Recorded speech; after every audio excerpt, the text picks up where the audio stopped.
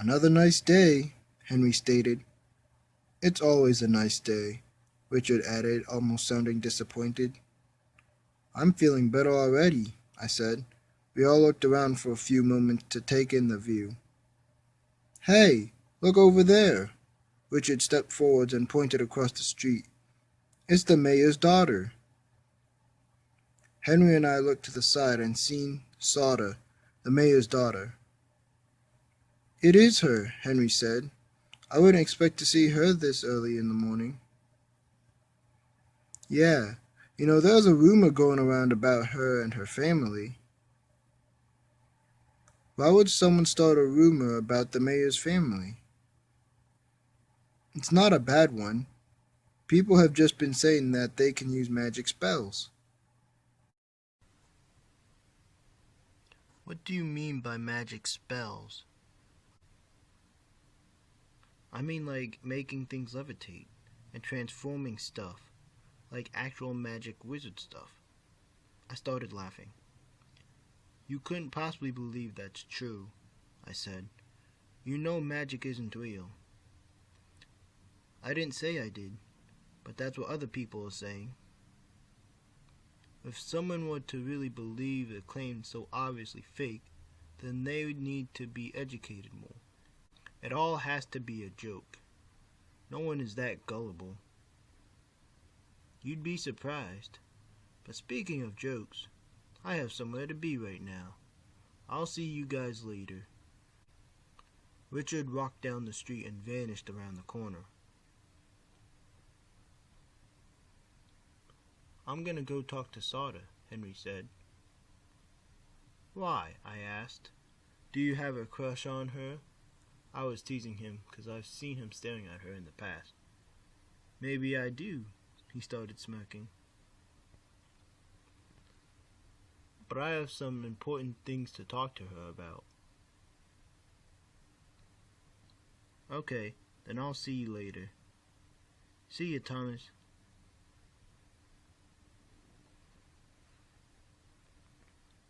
Henry walked across the street to catch up with Sada. Since I was usually cooped up inside the house, I had decided to take a stroll around the neighborhood. It felt great to take in all the fresh air. As I walked past each house, I was greeted with the "Hello, Thomas," or "Good morning, Thomas," by the people who were outside. Certain houses had flower patches in the yards, and I loved seeing them, especially when small fluffy bunnies hopped through the flowers. They were the only wild animals that ever showed up in the town aside from the birds. It was another strange thing to me about this town. I would at least expect squirrels to be around, but like everything else, I learned to accept the way it was. After walking for a little while, I got to the next street. Another pair of 50 houses to walk past. This time while I was admiring the beauty of the town, another beautiful sight caught my eye. It was my friend Suzanne. She was in her house, looking out of her upstairs window. The smile on her face and slightly tanned skin seemed to brighten the world even more than the sun did. "Hey, Suzanne," I called out to her. She looked at me and seemed to smile even more. "Hey, Thomas," she shouted back. "What are you doing?" "I'm just taking a walk to get some fresh air. It feels nice." "Can I join you?" "Of course." "Okay, just let me get dressed." She left the window and closed the curtains. I waited by her door until she came out. "I'm ready," she said as she opened the door. She had her hair done in a fancy ponytail and wore a yellow skirt that had a pink flower pattern at the bottom of it. "You look great," I said. "Thank you, Thomas," she blushed. "You don't look too bad yourself." She started messing with my hair, and I smiled. We started walking down the street together. I was tempted to hold her hand, but I didn't because I wasn't sure how she would feel about it. We spent most of our time walking in silence, and just looked around the town. Each time we bumped into each other or made eye contact, we blushed. As we approached my house, she broke the silence. "So, what time did you wake up this morning?" "I didn't really go to sleep," I responded. "I stayed up all night studying some stuff." "Oh, really? You're not tired?" "I'm a little tired." "It's great that you like to work so hard, but you should make sure you always get some sleep." "You're probably right." We stopped at my front door. "Call me when you wake up." "I will." "Bye, Thomas." She gave me a hug. "Bye." She started walking back to her house. Just then, Henry came from around the corner. "I see you were just chatting with Suzanne," Henry said. "You must have a crush on her." He chuckled as he was just teasing me like I did to him earlier. "Maybe I do have a crush on her," I responded and chuckled too. We walked inside the house. "So how was it talking to Sada?"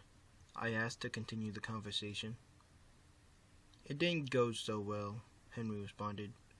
"I talked to her for like 20 minutes, but she seemed to ignore me the entire time." "Really? I thought everyone in this town was nice. That's what you said, right?" I was just messing with him again. We both chuckled. "She is nice, but sometimes she just thinks she is too important to be around other people." "Yeah, I kind of figured that out. It's just odd to see her have a rude personality trait while everyone else is just nice. Heck, that's weird to say that because it should be normal to have a trait like that." "I wouldn't know. I kind of grew up with all this." He chuckled again. "Well, I'm gonna take a nap." "Okay. Sleep well, Thomas." Henry went into the living room, and I went upstairs to my room. I fell asleep as soon as I laid in bed. I woke up at 1 p.m. exactly, and I felt well rested. The first thing I did was pick up my phone to call Suzanne. She answered as soon as I dialed her number. "Hey, Thomas," she said cheerfully. I cleared my throat before I spoke. "Hey, Suzanne," I said back. "Did you sleep well?" "Yes." "That's good. So what are you gonna do now?" "I was just gonna go study some stuff. How about you?" "Well, I'm about to go make a speech at this club I'm in." "Okay. Well, I'm sure you'll do great." "Thanks.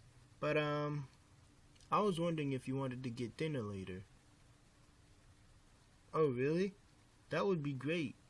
Of course we can." I was surprised. I've wanted to ask her to dinner for at least a week now, but never had the courage. It was a big stress reliever that she decided to ask me. "Cool," she responded. "What time should we go?" "Well, my meeting ends at 6, so how about I come to your house at 7 so you can take me?" "Okay, I'll see you then." "Bye, Thomas." Suzanne hung up the phone. I held up my fist and cheered slightly to myself. Then I put my phone down and went to go study my chemicals. During my study session this time, I felt I was getting a little closer to accomplishing my goal, which was to cure people of toxins and sicknesses that don't have a cure yet. I've been working on this project for about 3 months now, so finally making progress was really nice. Before I knew it, it was 6 o'clock. I started to get ready for Suzanne's arrival by showering, brushing my teeth, and then putting on my best pair of clothes. After that, I patiently waited for her to show up. At 7 o'clock, Suzanne came by just like she said she would. She was wearing the same skirt from earlier, but she had a little bit of makeup on this time. The restaurant we decided to go was on the outskirts of the city, so it was almost exactly a mile away from Windwasher. We walked all the way there since it wasn't very far. As we arrived at the restaurant, we saw a strange man aimlessly walking around eating what appeared to be French fries, but they had an odd shape. Nobody in the restaurant seemed to be focusing on the man at all. It only took him a few seconds before he finished eating, then he started to leave. On his way out, he bumped into my shoulder and faintly smiled. I heard him chuckle very quietly as he walked out. "Well, that was rude," Suzanne said. "Yeah, it was," I said back. "But let's just go order our food." I walked up to the cashier with Suzanne. "Welcome to Verona," the cashier said in a dull tone. "How may I help you?" I started saying. "Can we get 2 cheeseburgers, 2 French fries, and a large root beer?" "That will be $9.50. I gave the man the money, got the receipt, then Suzanne and I went to go sit down. It didn't take very long for our food to be made. The cashier called out our order number before we even got a chance to start a conversation. I got up to grab the food, then went right back to my seat. We finally started talking, but it wasn't about anything important. We basically only asked about each other's day, and that was it. Even still, I enjoyed being there with her.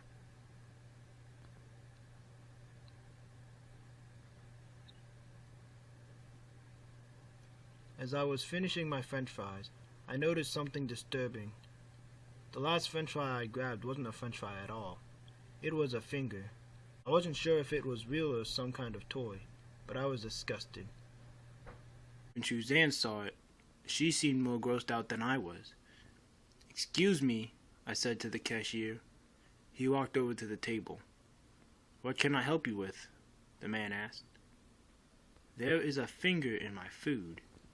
The cashier grabbed the finger and looked at it. He didn't seem too alarmed by seeing this, and simply took it to the kitchen. "Is this anybody's finger?" I heard him ask his co-workers. Nobody else in the restaurant seemed to hear him. He then came back to the table. "Well, it's your lucky day. You get to keep the finger." He handed it to me and walked back to the register. "Let's go," I said to Suzanne. Then we both got up and walked to the door. I threw the finger in the trash before we left. "Let's just pretend the finger thing didn't just happen so it doesn't ruin our first date," Suzanne said. "Okay," I responded. She smiled and grabbed my hand as we walked back to Windwasher.